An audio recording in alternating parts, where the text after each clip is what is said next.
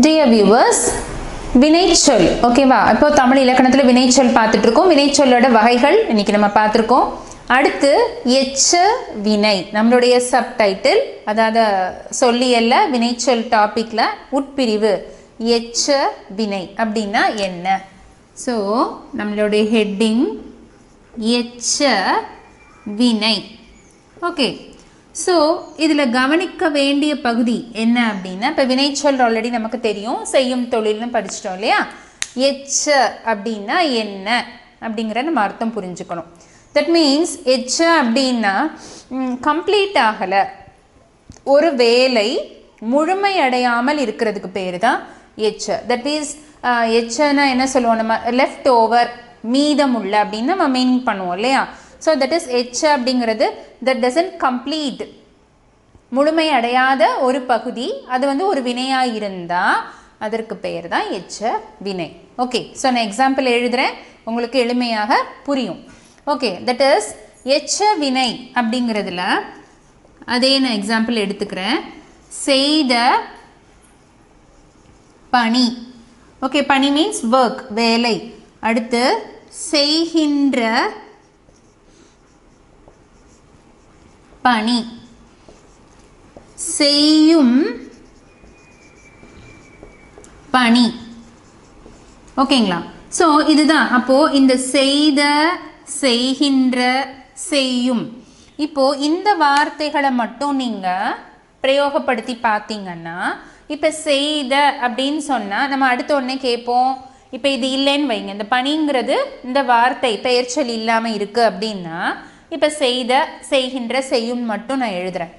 அப்படி எழுதுனா இப்போ நம்ம என்ன கேட்போம்? செய்தனா என்ன செய்த கேள்வி எழுப்புவோம். செய்கின்ற என்ன செய்து கொண்டிருக்கின்ற அப்படின்னு கேட்போம். செய்யும் எதை செய்யும். ஸோ அந்த சென்டென்ஸ், அந்த வார்த்தை முழுமையான அர்த்தத்தை கொடுக்காமல், நிறைவு பெறாமல், கம்ப்ளீட் ஆகாமல் இருந்ததுன்னா தான் எச்ச வினை.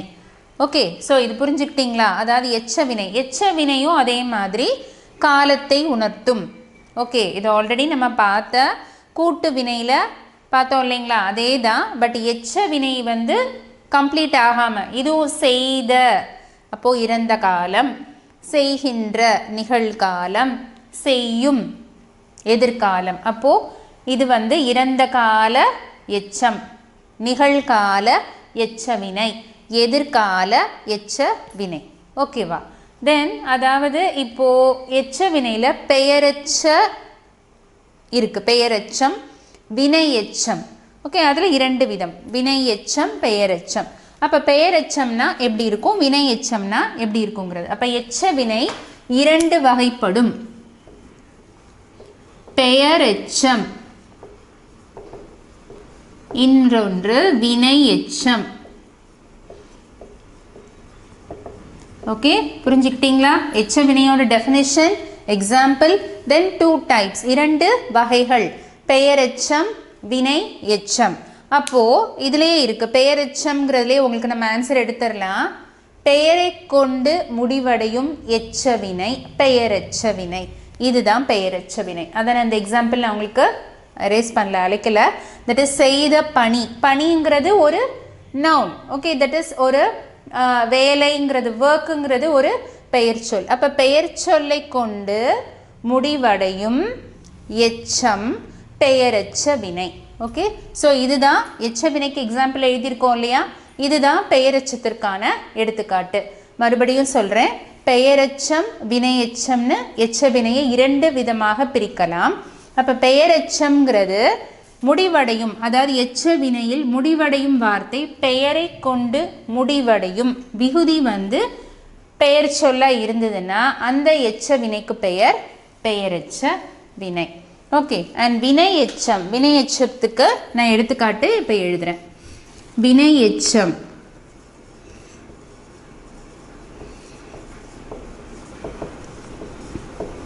வினை எச்சம், செய்து பாருங்கள், வந்தால் தருவேன், முயன்று செய்யுங்கள்.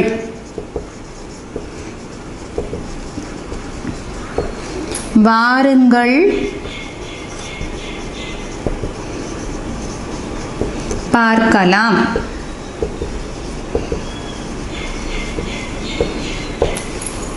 இந்த எடுத்துக்காட்டுகள் தான் வினை எச்சம். அப்போ இந்த வினை எச்சத்துல பாத்தீங்கன்னா இதுவும் இந்த வினையோட சேர்ந்த வினை, அதாவது இந்த கூட்டு வினை எக்ஸாம்பிள் பார்க்கும் போது இந்த மாதிரி நம்ம பார்த்தோம். அதாவது ஒரு வினை சொல்லும் கூட்டு இன்னொரு வினை சொல்லும் சேர்ந்துதான் அந்த கூட்டு வினை நமக்கு ஃபார்ம் ஆகும். அதே மாதிரி இப்ப செய்து பாருங்கள், வந்தால் தருவேன், முயன்று செய்யுங்கள், வாருங்கள் பார்க்கலாம். ஓகே, அப்போ வினை எச்சத்துக்கு வினை சொல்லை கொண்டு முடிவடையும் எச்ச வினைகளை வினை எச்சம் என்று கூறலாம். ஓகே, புரிஞ்சுக்கிட்டீங்களா? ஸோ பெயர் எச்சத்தில் பார்த்தீங்கன்னா முடிவடையக்கூடிய வார்த்தை பெயர் சொல்லாக இருக்கும். வினை எச்சத்தில் பார்த்தீங்கன்னா முடிவடையக்கூடிய வார்த்தைகளும் என்னவா இருக்கும்? ஆக்ஷன் வேர்டா, அதாவது டூயிங் வேர்ட்ஸ், வினை சொல்லாக. இப்போ பாருங்கள், தருவேன், செய்யுங்கள், பார்க்கலாம். ஓகே, இப்போ முன்பகுதி பார்த்தீங்கன்னா எச்ச வினையாக இருக்கும். செய்து, வந்தால், முயன்று, வாருங்கள். அப்போது இது எல்லாமே எச்சம்னா கம்ப்ளீட் ஆகாத பகுதி. பின்பகுதி பார்த்தீங்கன்னா வினை சொல்லை கொண்டு முடியக்கூடிய எச்ச வினைகளுக்கு நாம் எடுத்துக்காட்டு வினை எச்சம். ஓகே, ஸோ இதுதான் எச்ச வினைனா என்ன, அதோடைய வகை பெயர் எச்சம் மற்றும் வினை எச்சம் பார்த்துருக்கோம். நெக்ஸ்ட்டு, அதாவது எச்ச வினை வாய்ப்பாடுகள்னா என்ன? ஓகே, தமிழ் இலக்கணத்தில் நன்னூல் அப்படின்னு ஒரு இலக்கண நூல் இருக்குது. அதில் எச்ச வினைக்கான வாய்ப்பாடுகள், இது எச்ச வினை வாய்ப்பாடுகள்ங்கிறது நீங்கள் அதாவது அதற்குரிய எழுத்துக்கள் மட்டும் என்னன்னு தெரிஞ்சுக்கோங்க. மற்றபடி அதாவது எச்ச வினை வாய்ப்பாடுகள் மொத்தம் இருக்கிறது 13. 13ங்கிறது நன்னூல் அப்படிங்கிற ஒரு இலக்கண நூலில் கூறப்பட்ட எச்ச வினை வாய்ப்பாடுகள் 13. ஆனால் இப்போ நம்ம நடைமுறையில் பயன்படுத்தி கொண்டிருப்பது செய்ய, செய்த, செய்யும். அந்த நம்ம இறந்த காலம், நிகழ்காலம், எதிர்காலத்துக்கு பயன்படுத்தணும் இல்லைங்களா?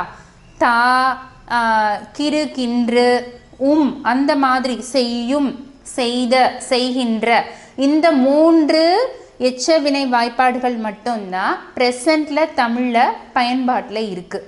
அப்போது நன்னூல் கூறக்கூடிய ஏற்கனவே அதாவது செயல் பகுதி பழங்காலத்தில் பயன்பாட்டில் இருந்த எச்ச வாய்ப்பாடுகள்ங்கிறது செய்ய, செய்யு, சரிங்களா? அதெல்லாம் இறந்த காலத்திற்கும், அது மாதிரி எதிர்காலத்துக்கு வான், பான், பாக்கு அந்த மாதிரி வார்த்தைகளெல்லாம் எதிர்கால எச்ச வினைகளுக்கும் பயன்படுத்திட்டு இருந்தாங்க. சரிங்களா? அப்போ செய்ய அப்படிங்கிறது நிகழ்காலம். அதை தெரிஞ்சுக்கோங்க. பயன்பாட்டில் இதெல்லாம் பழங்கால இலக்கணத்தில் இருந்த நடைமுறை இது, அதை மட்டும் தெரிஞ்சுக்கோங்க. செய்ய, செய்யு, சரிங்களா? இதெல்லாம் இறந்த கால எச்ச வினை. இதுக்கு பேர் எச்ச வினை வாய்ப்பாடுகள் அப்படின்னு நம்ம சொல்லுவோம். இறந்த கால எச்ச வினை. அதே மாதிரி நிகழ்காலத்துக்கு செய்ய, இது நிகழ்கால எச்ச வினை. மற்றும் எதிர்காலம், அதற்கு தான் வான், பான், பாக்கு இதெல்லாம் எதிர்கால எச்ச வினையில் பயன்படக்கூடிய வார்த்தைகள். ஓகே, எதிர்கால எச்ச வினை. இப்போ இந்த எதிர்காலத்தில் இந்த வான்ங்கிறது இப்போ செய்வான். இப்போ எக்ஸாம்பிள் பாருங்க, செய்வான் அப்படின்னா இந்த வந்திருக்கு பாருங்க. இப்போ இந்த வான்கிற விகுதி வந்திருக்கு. அப்போ செய்வான் அப்படின்னா எதிர்காலத்தில் அவன் தன் கடமையை செய்வான், நன்றாக செய்வான். அப்போ இது எதிர்காலத்தை உணர்த்தக்கூடிய வினை. அப்போ எதிர்கால எச்ச வினை. இது செய்ய, செய்யங்கிறது நிகழ்காலத்தை குறிக்கக்கூடியது. செய்ய, செய்யு இதெல்லாம் இறந்த காலம். ஆனால் நடைமுறையில் இருக்கிறது அந்த அ, கின்று, செய்கின்ற, கிரு, கின்று, செய்கின்றான் போன்ற நிகழ்காலமும், ஆன், செய்வான், இது மட்டும்தான். அதாவது நடைமுறையில் இப்போ இருக்கக்கூடிய ப்ரெசன்ட் தமிழ் கிராமரில் நம்ம பயன்பாடு யூசேஜில் இருக்கிறது இது மட்டும்தான். மொத்தம் 13 வந்து பழங்காலத்தில் இருந்தது. இது என்னங்கிறத தெரிஞ்சுக்கிட்டோம்.